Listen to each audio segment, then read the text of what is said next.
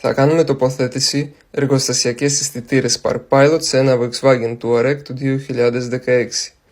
Θα χρειαστούμε ένα εγκέφαλο συστήματος υποβοήθησης παρκαρίσματος, ένα κουμπί ενεργοποίησης και απενεργοποίησης ParkPilot και δύο ηχεία, ένα μπροστά και άλλο πίσω.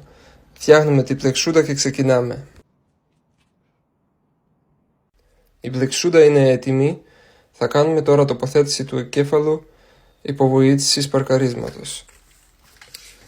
Εδώ βλέπουμε ότι έχει μπει στη εργοστασιακή θέση, έχει συνδεθεί στους άλλους εγκεφάλους.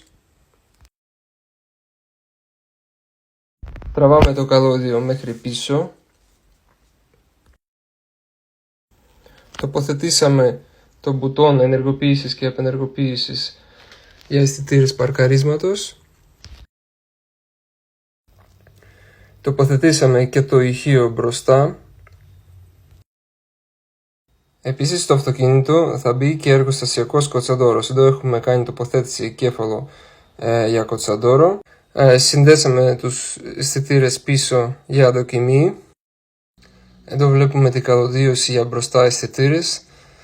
Θα κάνουμε σύνδεσή τους. Έχουμε κάνει κωδικοποίηση όλους τους εγκεφάλους και θα κάνουμε δοκιμή. Для тесту чуємо, вже працює парктронік там всередині. Бачимо, відображається все на екрані. Також спереду можемо чути. Έχουμε κάνει κωδικοποίηση και για το κοτσαντόρο. Θα κάνουμε δοκιμή τώρα να δούμε πώς λειτουργεί.